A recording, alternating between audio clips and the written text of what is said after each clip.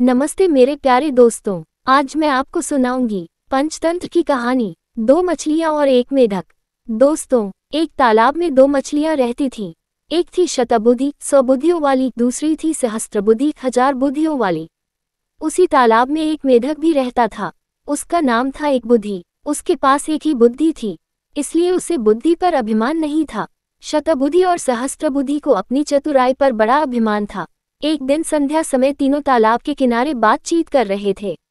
उसी समय उन्होंने देखा कि कुछ मछियारे हाथों में जाल लेकर वहां आए। उनके जाल में बहुत सी मछलियां फंसकर तड़प रही थीं। तालाब के किनारे आकर मछियारे आपस में बात करने लगे।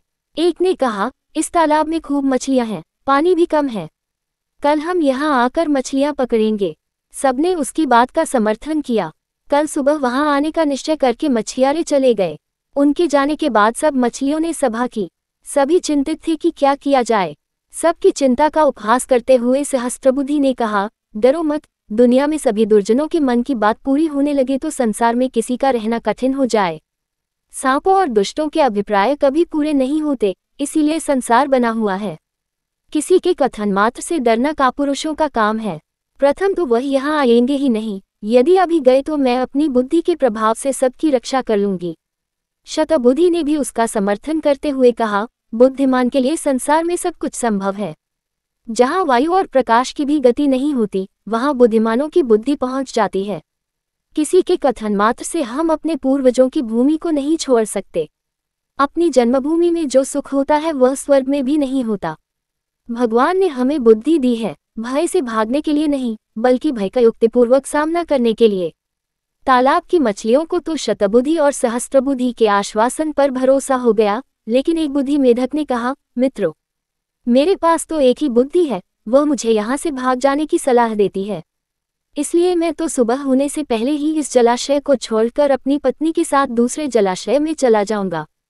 ये कहकर वह मेढक मेंढकी को लेकर तालाब से चला गया। दूसरे दिन अपने वचनानुसार वही मछियारे वहां आए। उन्होंने तालाब में जाल बिछा दिया। तालाब की सभी मछलियां जाल में फंस गईं। शतबुद्धि और सहस्त्रबुद्धि ने बचाव के लिए बहुत से पैतरे बदले, किंतु मछियारे भी अनाड़ी न थे। उन्होंने चुन चुनकर सब मछलियों को जाल में बांध लिया। सबने तड़प तड़प कर प्राण दिए। संध्या समय मछियारों ने मछलियों से भरे जाल को कंधे पर उठा लिया। शतबुद्धि और सहस्त्रबुद्धि बहुत भारी मछलियां थीं, इसीलिए इन दोनों को उन्होंने कंधे पर और हाथों पर लटका लिया था।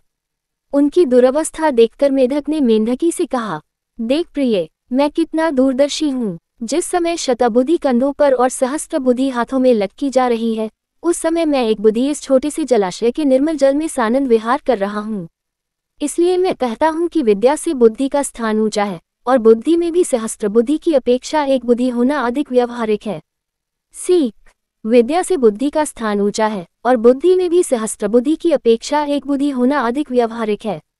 कथा सुनाकर चक्रधर ने कहा, बुद्धि मात्र से सारे काम पूरे नहीं हो जाते। सुवर्ण सिद्धि ने कहा, कहते तो तुम ठीक ही हो, फिर भी समय पड़ने पर मित्र का कहना मान लेना चाहिए।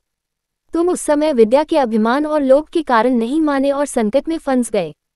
धन्यवाद दोस्तों, वीडियो को लाइक करें और अपनी राय कमेंट बॉक्स में जरूर दें, और हाँ, चैनल को सब्सक्राइब भी कर लें ताकि आपको हमारे सारे अपडेट्स मिलते रहें।